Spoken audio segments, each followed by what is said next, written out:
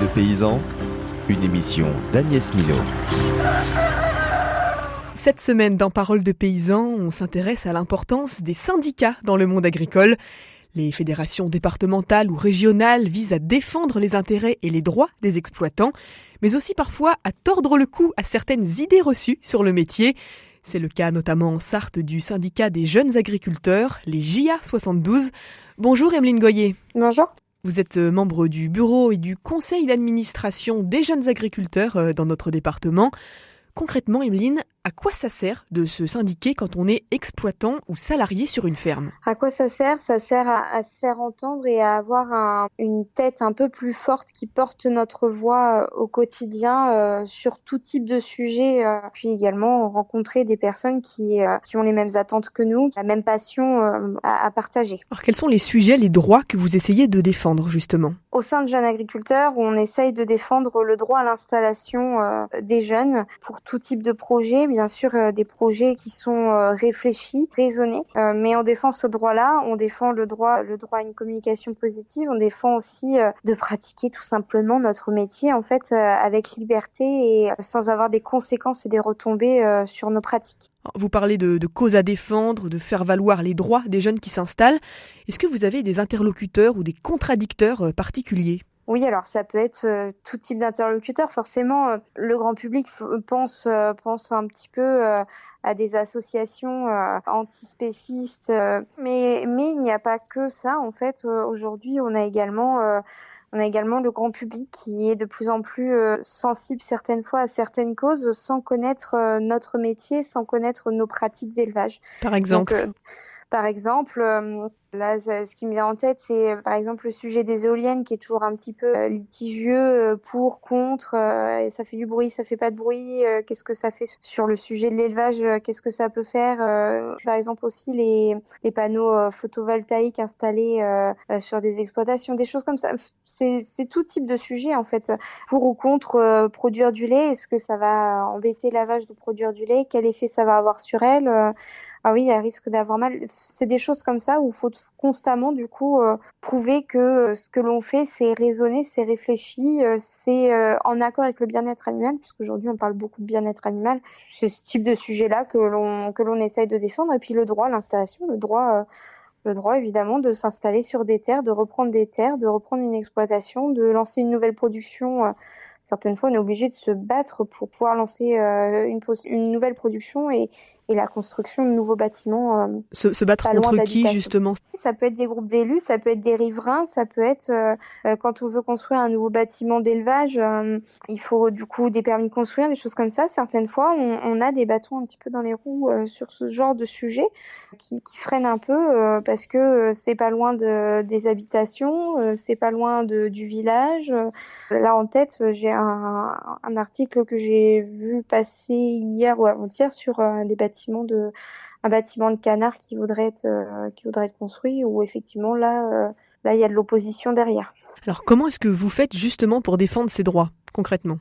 Aujourd'hui, il y a des instances, des conseils qui sont tenus, fait exprès pour oui ou non, est-ce qu'ils ont le droit de s'installer, qui a le droit aussi d'avoir les terres, parce qu'aujourd'hui les jeunes sont prioritaires par exemple pour s'installer, pour obtenir l'accord de cultiver ces terres face à d'autres agriculteurs. Et là on est plusieurs à batailler pour dire oui, non, peut-être. On essaye nous de JA de porter la voix qu'on a toujours portée, c'est installation de jeunes, projet innovant. Qu'est-ce que vous appelez un jeune en agriculture ? Ça s'adresse uniquement aux jeunes agriculteurs, les JA, comme son nom l'indique ? On est jeune jusqu'à quel âge chez vous ? On est jeune alors pour s'installer, jusqu'à 40 ans. Alors c'est quoi ce qui vous différencie des autres syndicats agricoles ? On entend parler parfois dans la presse de syndicats comme la FNSEA ou FDSEA du coup dans les départements. C'est quoi ce qui fait que vous, les JA, c'est différent ? La jeunesse. La jeunesse et l'installation, on n'a pas les mêmes convictions. La FDSEA va plus aller sur des dossiers plus concrets, comme par exemple la retraite. Ça, c'est un dossier qui est très important et qui est mené par la FDSEA et qui n'est pas mené par jeunes agriculteurs. Alors, est-ce que par rapport à d'autres syndicats, les jeunes agriculteurs ont une couleur politique ou pas du tout ? Du tout. c'est apolitique. C'est ça qui fait la force du syndicat. D'ailleurs, voilà, notre ancien président jeune agriculteur national a voulu partir faire de la politique. Il a par conséquent rendu ses affaires et dit voilà, moi j'arrête, je ne peux plus être président jeune agriculteur si je vais vers la politique. Donc voilà, un choix c'est apolitique. C'est un choix qui est mûrement réfléchi. Peu importe le parti, il y a toujours des choses à faire main dans la main quand même. Donc, Alors c'est quoi un petit peu les valeurs qui sont importantes chez vous, aux jeunes agriculteurs ? Les valeurs, faut avoir une passion commune, c'est l'agriculture. Toujours aller vers du positif. Souvent, on a l'image un peu des agriculteurs qui manifestent et on se dit ce côté-là n'est pas positif. Certes, mais c'est pour aller vers du positif. Quand on manifeste, c'est parce qu'on a un mécontentement. On nous voit souvent en train de manifester et souvent on nous jette un peu la pierre, mais c'est parce qu'on a un mécontentement et qu'on sait que derrière, on peut obtenir quelque chose de positif. On est connus comme les jeunes qui veulent justement prendre la relève après sur les exploitations et souvent on nous écoute pour cela.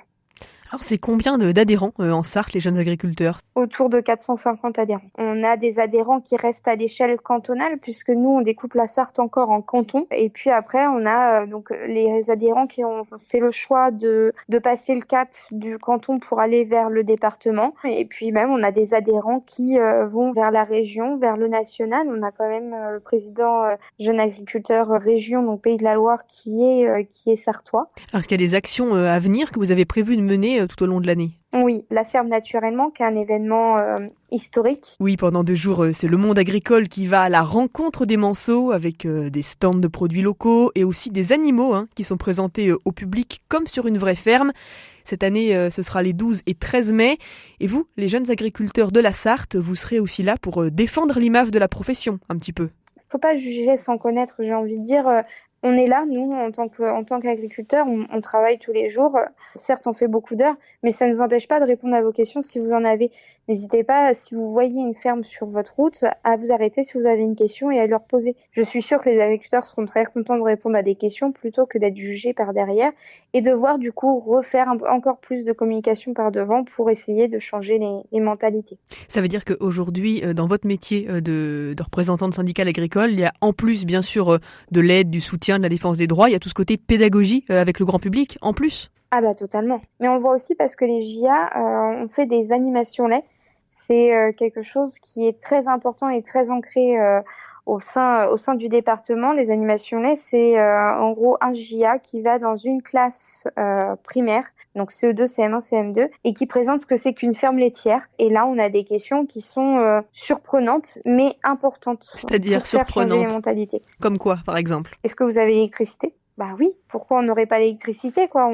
On s'imagine que, et notamment dans les classes de ville, on s'imagine que parce qu'on est agriculteur, on vit reclus dans nos campagnes et que du coup on n'a pas d'électricité. Mais non, c'est le genre de questions où on est surpris un petit peu, mais pas que ça. Vraiment, quand on demande par exemple, est-ce que vous avez déjà mangé de la vache ?